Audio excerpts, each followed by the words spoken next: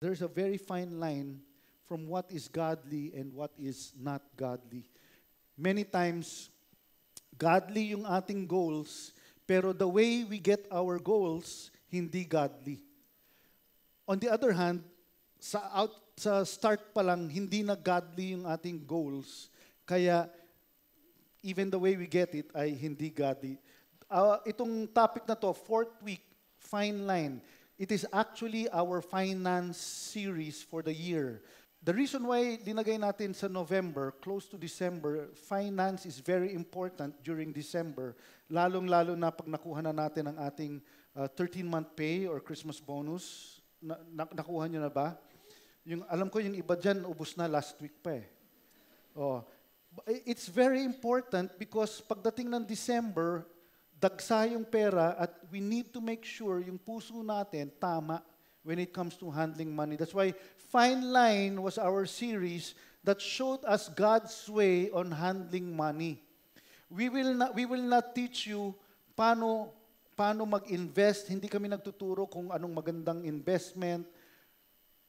You can go to other people for that. But what we really wanted to target with Fine Line is tignan natin ano dapat talaga yung puso natin when it comes to handling money. Yung pag-handle ba natin ng pera is ayon dun sa kagustuhan ni God or is it ayon dun sa kagustuhan ng mundo? Fine line is our way of seeing is our handling of money worldly or godly. And that's why I want to ask you, ultimately, kung tatanungin natin ang bawat isa sa atin, if we take a few seconds right now to ask, what is your ultimate goal in life? Wag lang 2015. What is your ultimate goal in life? Is it a goal that will honor God? Or is it a goal that will honor just yourself? Is it a goal na pagdating sa pera, alam natin yung pera natin, ginagamit natin para sa mga kagustuhan ni God? Or is something na ang pera ginagamit natin sa parang yung mga kagustuhan natin? Kagaya ng sinabi ko last week. Last week, if you were not here, I was talking about the rich man. Na yung parable about the rich man in Luke chapter 12 verse 16. Itong taong to, napakayaman na niya, may problema pa siya. Yung problema niya, naging mas mayaman pa siya. Sino sa inyo gusto niyo yung ganung problema? Mayaman ka na nga, yumaman ka pa lalo. That's a good problem, right? O sige, ayaw niyong maging mayaman. Sige. Okay na problema yon. Yung mayaman ka na, tapos naging mayaman ka pa ulit. In fact, I'll tell you now, it is not bad to become rich. Uulit-ulitin ko yan. Hindi po masama na maging mayaman. Kung yung kayamanan natin, ginagamit natin sa tamang paraan para sa tamang bagay. Ang mahirap kagaya itong rich man na to, ang tinignan niya kaagad, mayaman na siya, ang tinignan niya kaagad yung retirement niya. At meron na siyang pera para maging merry, to drink, and to have a lovely life. Okay na siya mag-retire. That's the problem. Kasi ang tingin natin is, ang finish line ng buhay is kapag yumaman na tayo. Kapag meron na tayong pondo, pag meron na tayong savings, pag meron na tayong retirement, ang tingin natin, yes, I have finished my life, okay na ako. Kontento na ako. Porket nakuha na natin yung kagustuhan natin, yumaman na tayo, we think tapos na, panalo na ako. Not knowing the journey is still very long. Hindi pa tapos ang laban. And that's why for the past 3 weeks, pang-apat na to, we've been talking about two categories in life.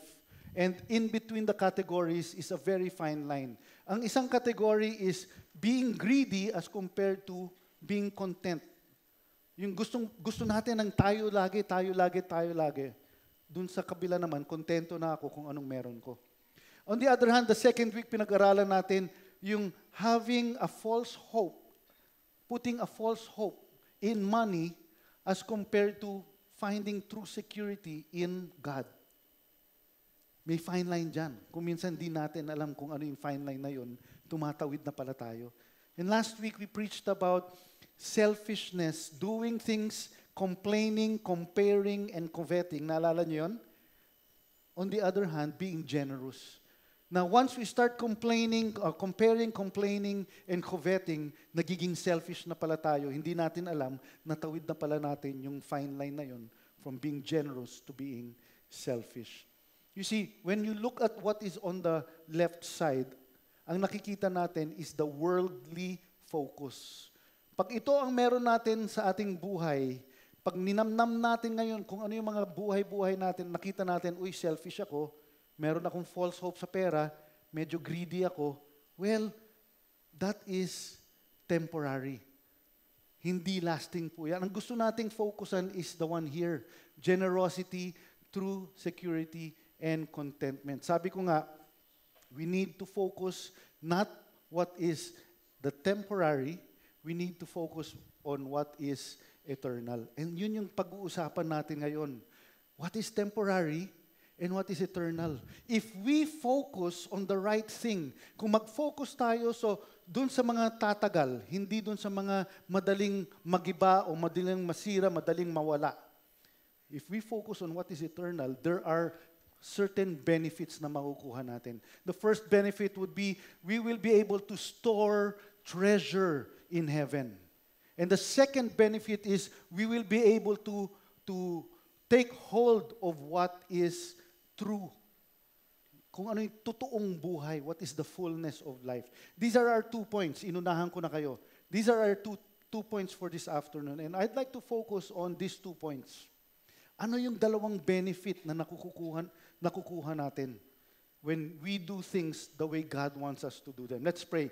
Lord, maraming salamat that this afternoon, pwede namin pag-aralan kung ano-ano yung mga benefits na pwede namin makuha if we focus on the right things. Lord, for the longest time, marami sa amin, ang fino-focus namin, ang sarili namin. At ano yung gusto namin. We fail to see and focus on what you want and what is eternal. Today, we open up our hearts. We ask the Holy Spirit to move in our hearts. Personalin nyo kami ngayon, Holy Spirit. Personalin nyo kami ngayon. So that kung ano man ang hindi pa natatama sa aming mga puso, mababago yun ngayon. Speak to us this afternoon, Lord God. In Jesus' name we pray. Amen. Amen. Yung pinag-aralan natin for the past few weeks, we can all summarize it in very short verses from 1 Timothy chapter 6. In fact, in verse 17, sabi dyan, command those who are rich in this present world not to be arrogant, nor to put their hope in wealth, but to put their hope in God. That word command, pag tinignan natin, that is a military term. Sa inyong mga military, no? You know this. Bakit command? Ang command is something kailangan pang sabihin, kung baga kailangan pang ipilit, kung minsan pasigaw pa, kailangan i-command. Bakit kailangan i-command? Kasi ang nature ng tao ay yung opposite nun. Kumbaga, ang nature natin is to be arrogant. Arrogante tayo. At kung ayaw mong maniwala doon, you just prove the point. Arrogante ka. You get it? Hindi ako arrogante. Arrogante ka. You just proved it. We by nature are arrogant. That's why God is saying, tell these people not to be arrogant. Now, some of you are saying, Dennis, hindi naman ako rich, para sa mga rich lang yan.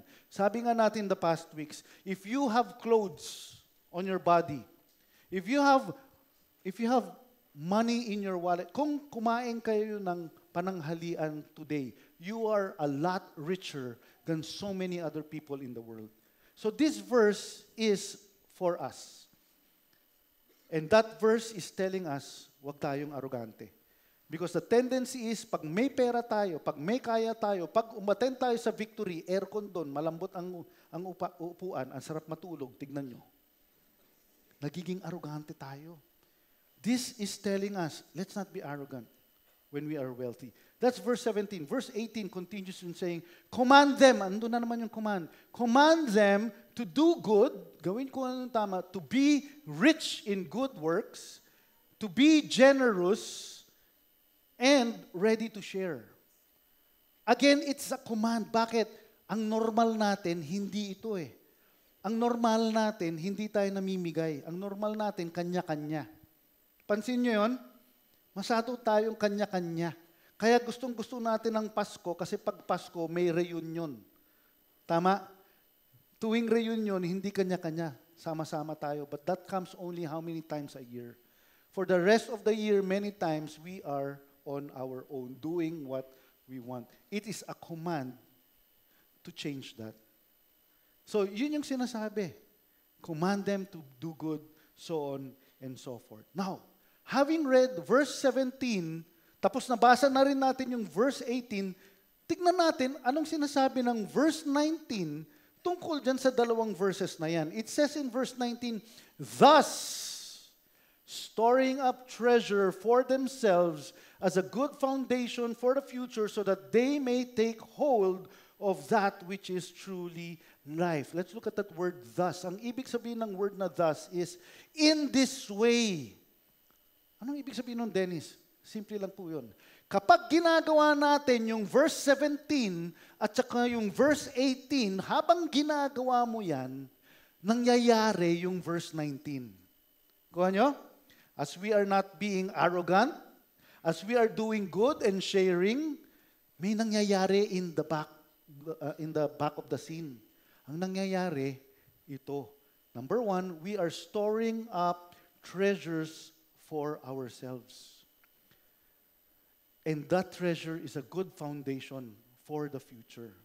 Galing, for the future. So that, ano yung pangalawa? We are taking hold of that which is truly life. So that's what it is. May dalawang benefits kapag ginagawa natin yung verse 17 and verse 18. The first benefit is, like I said earlier, we are storing up treasure in heaven. You know what? It's not bad to invest. Sabi ko nga last week, mag-invest tayo. Kung may sobra tayong pera, i-invest natin yan. Sabi ko nga last week, lahat po tayo mamamatay. Amen? Wag lang ngayon at saka wag lang ngayong Pasko. Ang sarap ng lechon. Malayo pa yun. Pero lahat tayo mamamatay. And sabi ko nga last week, pag namatay tayo, may babayaran. Yung paglibing sa atin, yung pagburol sa atin, may babayaran. So mag-invest tayo doon. Let's invest in that. However, let us not be dependent on our investment. Kunwari, may savings ka, in-invest mo dun sa stock exchange. Huwag kang maging dependent dun. Bakit? Ang mga investment dito sa lupa, madaling mawala yan. In fact, napakarami ng kwento, maging sa Amerika o dito sa Pilipinas, na yung mga investment na yan, madaling mawala. Kagaya nitong kwentong to, yung sa Prudential Bank, na balitaan nyo ba yung Prudential Bank? Nag-collapse po ang Prudential Bank such that yung mga panaginip ng napakaraming tao nawala. Just like that. Yung cap, nabalitaan nyo yung cap? Yung ano yung college? Yun. Sandaling ganun, nawala na lahat ng investment. Ganun po ang investment sa lupa. What the Bible is telling us to invest in the future. When he talks about the future, it's not only the future here on earth. Ang future natin dun sa eternal life. Matthew chapter 6 verse 20 tells us, but lay up for yourselves treasures, saan daw? Sa heaven. Lay up treasures in heaven where neither moth nor rust destroys and where thieves do not break in and steal. Alam niyo anong problema? Alam niyo anong problema sa atin? Sino sa inyo nakapunta na kayo ng heaven? Wala pa? Totoo yun, wala pa sa atin. Kung bakit, kung nakapunta ka na sa heaven, ang tanong ko sa iyo, ba't bumalik ka pa? Di ba? Ang sarap-sarap ng buhay dun eh. But what this verse is telling us is to lay down treasures in heaven, and our problem is sa heaven pa yon, which is in the future.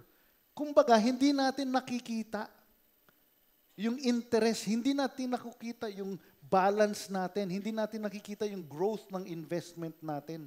Unlike dito sa lupa, mag-deposito ko ngayon, mag-check ka mamaya, makikita mo, tumaas na. Tama ba yon? Ito, hindi natin nakikita because it's faith. Ang problema natin, we want instant gratification. Nagdeposito ako ngayon, kailangan makita ko ulit. Makita ko kaagad yung dineposito ko, nag-reflect. When we lay down something for the future in heaven, we don't see that. And that is a problem. Why? We are an instant generation. We want immediate gratification. There is what we call the tyranny of the now. Kung anong gusto ko ngayon, yun din ang makukuha ko now na. Not later, now na. And it's very common in our lives. Hindi lang sa pera. How many of you, huwag kayong magtaas ng kamay, how many of you know of people na nagtataya sa loto? Instant gratification. Now, Dennis, mali ba magtaya sa loto? I'll tell you this, our God is not a God of chances. Kapag yumaman ka, it is because God blesses you. God is the one who gives you the ability to create wealth. So yung magpupusta ka doon para biglang yaman, you need to think about it. I will not outright tell you, mali yun. But I will ask the Holy Spirit to speak to your heart. Anak, ako ba yan? O Diyos ang Diyos mo, pera? Tumataya ka dyan. Instant gratification. Gusto natin agad-agad. Another example is premarital sex. Premarital sex. We want instant gratification of our sexual desires. Hindi tayo makaantay na manliligaw muna tayo. Okay? Pa-date-date muna. Konting roses, konting chocolate. Diba? Ayaw natin ng ganun. Gusto natin agad-agad ano itong desire ko. And that's why so many people have premarital sex. So many people have women, young teenagers na nabubuntis outside of marriage because they want immediate gratification. Well, this person, Andy Stanley, kilala niyo siya? Sikat daw siya. Sabi ni Andy Stanley, don't sacrifice what you want most for what you want now. Many times, gusto natin makuha kaagad ngayon mismo such that sinasacrifice natin yung pinaka-importante sa atin. And for women, you know what? Very important is purity. Many times, we want to satisfy the relationship with the man that we sacrifice our purity. If you're a woman, my prayer is you hold on to your purity. If you're a man, same thing. Hold on to your purity. Don't focus on the now. Wait for what is most important. So let's not focus on what's temporary. Ang sabi niyan, temporary is living for the now. Ano yung mga hanap-hanap mo gusto mong mangyari now na? Kung ako ang tatanungin nyo, now na, ang gusto ko, lechon. Palibasat, hindi pa ako nag-lunch, no? Kayo nag-lunch na kayo, Gusto ko lechon, right now. And dahil doon, iiwanan ko kayo ngayon. Bahala kayo. Matapos tong service na yun, bahala. Di ba? Anong mangyayari kung biglang umalis ako rito dahil gusto kong kumain ng lechon? Di hindi natapos ang service. Bitin, di ba? Yung iba sabi na, basta imbitahin nyo kami, okay lang. Hindi magkakasang lechon sa ating lahat. No, mas importante, matapos natin yung salita ng Diyos. Mamaya na ako kakain. Tama? Yes. Aba, nag-agree kayo, Sige, pag-pray nyo na lang ako. Don't focus on the temporal. Focus on the eternal. What is eternal? Living in light of eternity. What do you have to do now na yung gagawin mo ngayon may epekto dun sa kinabukasan? 2 Corinthians chapter 4, verse 18 tells us, so we fix our eyes not on what is seen, but on what is unseen. For what is seen is temporary, but what is unseen is eternal. So ano yung mga unseen na yun? Ano yung mga hindi natin nakikita, pero yun yung mga importante? One thing is relationship. Huwag niyong i-just ang mga relationships natin. Those are the unseens. the emotions of people. Pagpapalit natin sa fame, fortune, power, para triple F, di ba? Fame, fortune, power. Okay, yung iba, hindi rin kumain, hindi nakuha. Ayan nyo sila. Luke chapter 16 verse 9 says, in another way, ito sa New Living Translation, here's the lesson. Use your worldly resources to benefit others and make friends. Then, when your earthly possessions are gone, they will welcome you to an eternal home. Yang salitang they, hindi po yan yung possessions ninyo. Yang they na yan, yan yung friends. Yan yung others. Anong ibig sabihin yan? Mag-invest tayo dun sa mga tao. Hindi sa mga bagay-bagay lamang na mawawala din yan. Why? Ganito po yan eh. If you invest in the life of another person who has not yet received Jesus Christ as their Lord and Savior, pag nag-invest kayo sa buhay nila, someday, pagdating natin ng heaven, yan yung magwe-welcome sa'yo doon. Sasabihin niya, thank you. Thank you sa ginawa mo. Dahil ginawa mo yon, I'm here in heaven. How does that translate? May natanggap akong balita. Yung church natin sa Pakistan, kailangan nila ng certain amount of money to be able to relocate the church from here to here para lumago. If you give, I'm not soliciting kasi may nagbigay naman na eh. But if you give to that, someday, merong isang Pakistani sasalubong sa iyo sa langit, sasabihin niyang, thank you for donating. You don't know me. Di mo ako kilala. Pero dahil nag-donate ka, nandito ako sa langit ngayon. Because that church for which you gave money, they reached out to my family. Kasama ako doon. Some of you, nabalitaan ninyo, kailangan mag-donate sa building na yan. Kasi yung building na yan, nagte-train para sa mga misyonaryo. Someday, somebody in Tibet, somebody in Nepal will meet you in heaven. Thank you. You don't know me. But because you gave, the missionary that was trained in that building, I was reached out by that person. That's where you want to invest your time, your talent, and your treasure. Hindi sa mga maliliit lang na bagay na madali lang mawala. Sabay ang yabang-yabang mo pa. Sabay pagpunta mo rito, tutulugan mo lang ako. Nabalitaan mo tong taong to? Sino sa inyo, you're a believer? Ano ba yun? Believer ba yun? Siya na nga, kilala niyo siya. Justin Bieber, alam niyo yung buhay niya. Napakasamang nangyari sa buhay niya. Di ba? Tapos yung influensya niya sa mga kabataan, grabe. But look what happened. This man, by somebody's influence, nakilala niya si Jesus Christ. Yung iba sa atin, nagtataka pa tayo, totoo kaya yan? Well, sabi ni Jesus, by your fruit, you will prove that you are my disciples. Anong fruit niya? Si Justin, si paring Justin, pare ko na yan. Si paring Justin, sabi dyan sa balita, when Justin Bieber led thousands, it wasn't his only outward expression of faith yung nag-pray siya para sa mga nasawi sa Paris. Sabi niya, that same night, Bieber transformed the Staples Center into a mega church.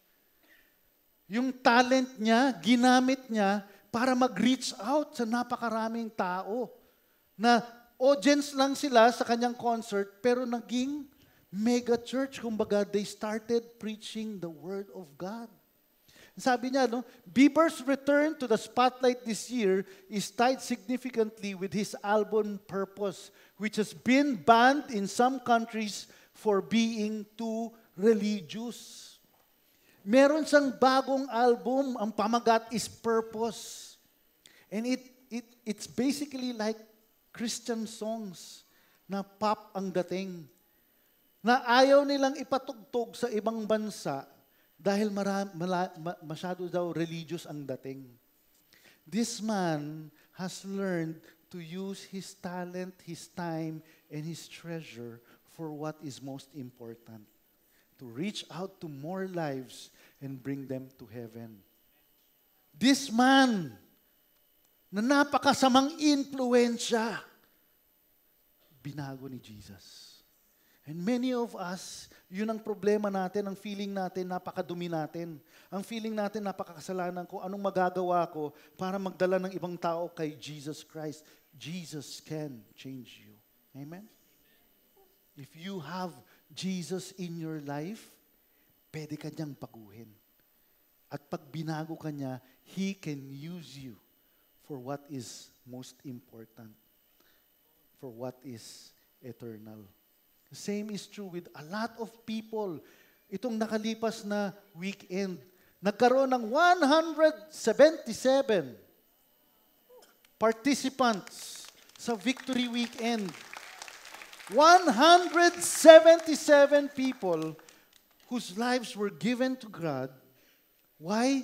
Because there were individuals, another 100 plus leaders and facilitators who chose to give their time, their talent, and their treasure para ma-disciple yung mga 177 na yun. What's Victory Weekend? Victory Weekend is a time where individuals na hindi pa nakakakilala kay Jesus get in there, get to know what Jesus Christ did for them on the cross, surrender their sins to Jesus, experience freedom, experience victory, willing to dedicate their lives and say, from this day on, I will follow Jesus. He will be my Lord and my Savior. Nangyayari ito because there are people who give their time, treasure, and their talent for what is eternal. If you haven't been through Victory Weekend, my prayer is someday, kayo din, makakadaan sa Victory Weekend. My prayer, if you have been through Victory Weekend, but you have not yet discipled somebody else, my prayer is you will get to do discipleship. Giving your time, your talent, and your treasure to lead that person to Jesus Christ. That's our first point. Storing up treasures in heaven. Yung second point natin, nandun din sa verse na yon. Nakalagay, so that they may take hold of that which is truly life. Yung salitang life na yan, okay, buhay. Meron pang mas malalim na salita na ginamit dyan. And when we see what that word means, grabe. Ang salitang yon is the word Zoe. Kung gusto ninyo, Zoe. Okay? Zoe, Zoe. Anong ibig sabihin ng Zoe? Of the absolute fullness of life, both essential and ethical, which belongs to God. Ang sinasabi po dyan, yung buhay na nakukuha natin kapag nagtatanim tayo ng tamang investment for eternity, yung buhay na nakukuha natin is not yung simpleng buhay dito sa mundo. There is something fuller.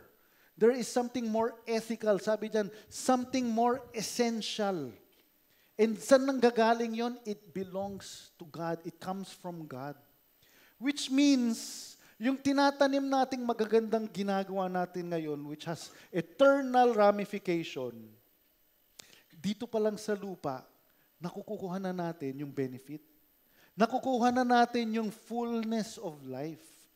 We don't have to wait to get to heaven to experience somebody coming to you and saying, thank you for sharing the gospel with me. Thank you for helping me walk my lifestyle so that I am glorifying God the way I live. Thank you for sharing your treasure with me. Dito pa lang na-experience na natin yung benefit na yon. You see, in the Gospels, merong kwento doon where Jesus was speaking to another rich man. Itong rich man na to, sabi niya, I have everything. Meron na akong Ferrari, sabi niya. Meron na akong maraming pera, sabi niya. Kausap niya si Jesus. Ang tanong niya kay Jesus, yung sinabi kong yun, aking opinion lang yun, okay? I'm just trying to bring it to the present age. Okay? Wala pang Ferrari nun. Alright? Baka yung iba sa inyo magtataka, may Ferrari na pala nun. Hindi. Yung mayaman na lalaki, lumapit kay Jesus, sabi niya, I have everything. Mayaman na ako, I have done all the commandments na meron. I have honored my parents. I have given to the poor. Hindi niya sinabing I have given to the poor. I have honored the Sabbath day. Lahat ng commandments ginawa ko. Pero may kulang. Ano pa ang kailangan kong gawin para magkaroon ako ng fullness of life? Ano ang kailangan kong gawin para magkaroon ako ng Zoe, fullness of life? If we look at John chapter 14, verse 6, makikita natin doon yung pinakasagot ni Jesus. John 14:6, sabi doon, I am the way, the truth, and the life. I am the way, the truth, and the Zoe. Gusto mong malaman kung ano pa yung extra step na yon? Ano pa yung kulang at wala ka pang fullness of life? I am what you need. Which is to say, kung wala si Jesus, kahit gumawa pa tayo ng napakaraming magagandang gawain, we will never get the fullness of life. You need to have Jesus Christ with you to experience Zoe. And that's why I'd like to commend this hindi siya young, this man. Pangalan niya Cesar Mexico, isa po siyang colonel sa army. Itong si Cesar, nung bata pa siya, he had a choice to become either a pastor or a military man. Hindi ko alam kung bakit nag-choose siya maging military man. But as a military man, okay naman ang buhay niya. He tried to honor God for most of his life, pero merong mga panahon nang nalamig siya, especially pag na-assign siya sa labas ng Maynila. Kasi dito siya based talaga sa Victory Fort. So, but every time bumabalik siya sa Victory Fort, nagkakaroon siya ng fire ulit. And he wants to do what is right. Last week, pagkatapos natin mag-preaching dito, linapitan niya ako. Sabi niya, Dennis, tinamaan ako dun sa sinabi mo. For the longest time, I have been living a life of a Christian. And yet, I have been selfish. Hindi ko nagagawa yung sinasabi ni God na gawin ko to go and make disciples. In effect, hindi siya nakakatanim ng tamang seed na magkakaroon ng fruit in the future.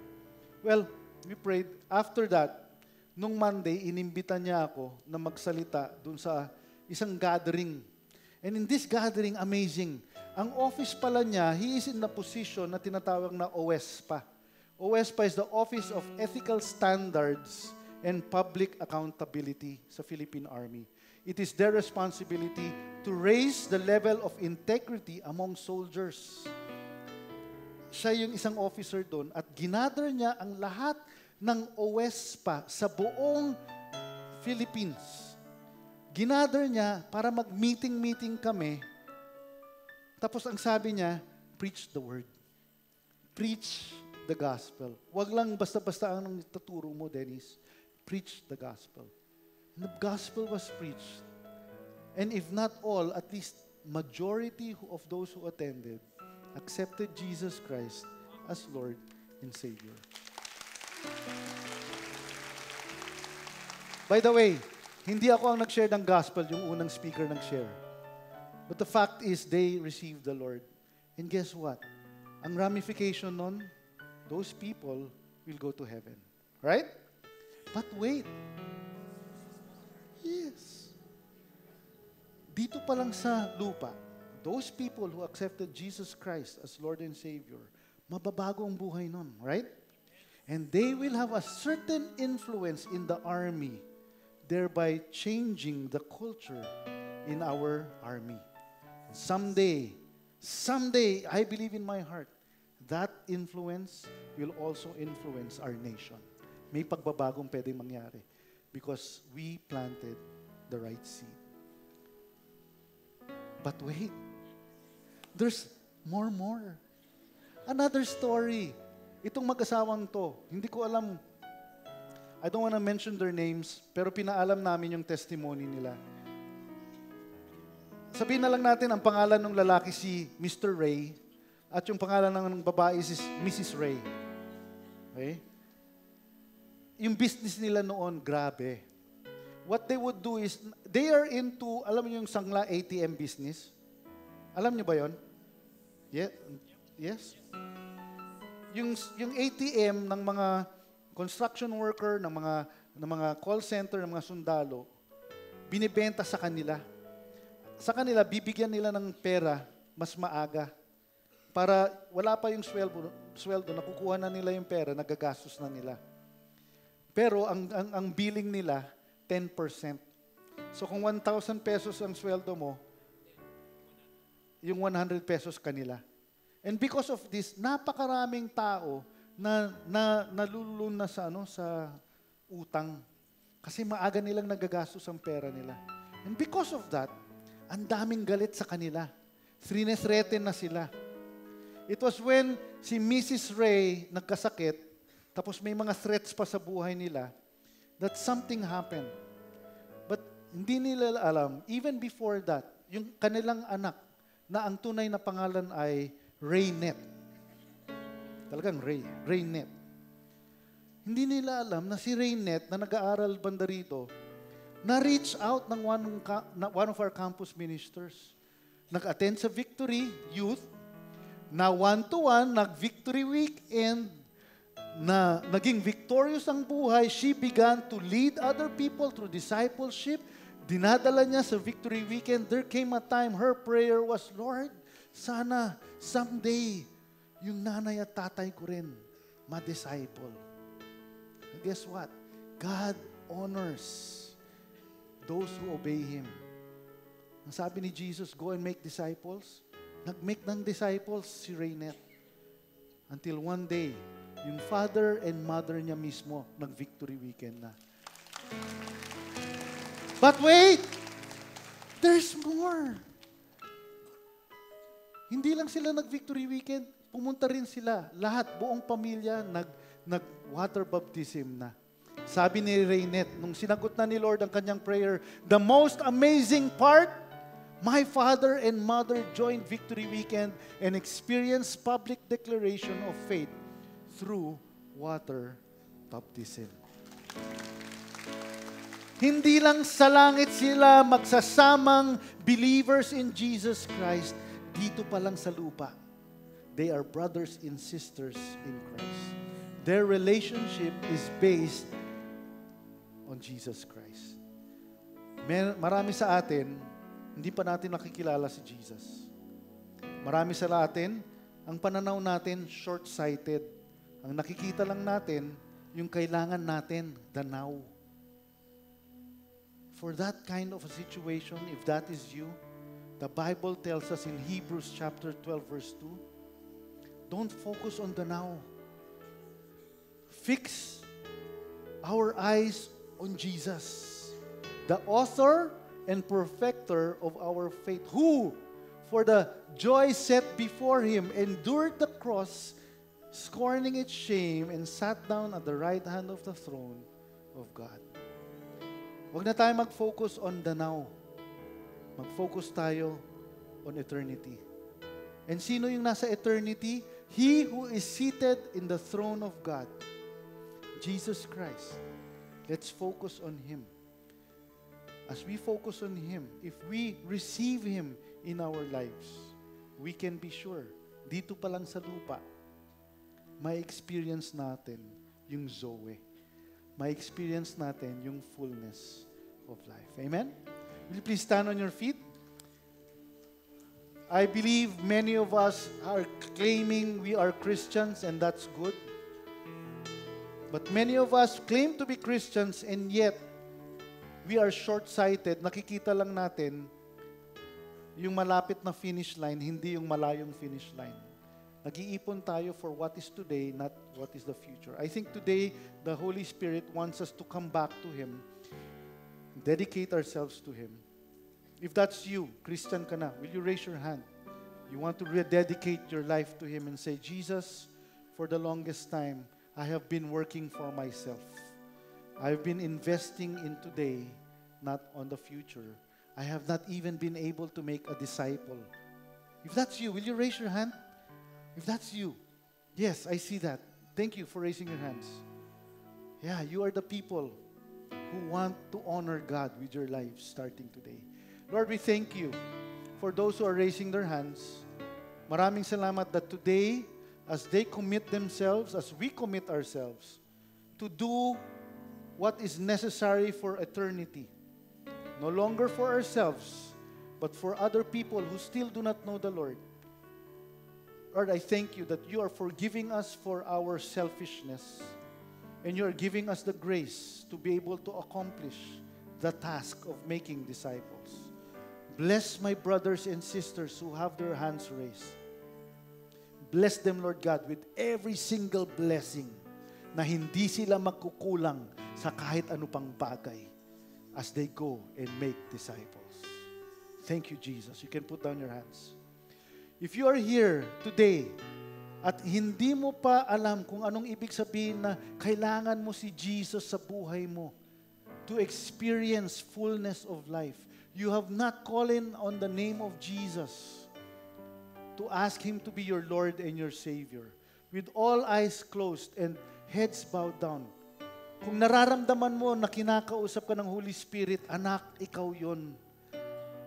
Pumunta ka rito, ngayon ang oras mo para tanggapin ako bilang Panginoon mo at tagapagligtas. Kung ikaw yan, kapatid, would you please raise your hand? Lord, we thank you for our service today. We thank you for Fine Line. We thank you that binago ninyo ang pananaw namin tungkol sa pera at sa mga bagay-bagay na importante sa buhay namin. Today, as we part ways, I pray you bless each and every one of us so that we can be a blessing to other people. And we look forward to the new series, Lord God, that now that our hearts are right with you, we can come into the Christmas season knowing that we can welcome you, we can welcome the gift of Jesus Christ with a joyful and the right heart. We thank you, Lord God. We honor you. In Jesus' name we pray. And everyone says, Amen.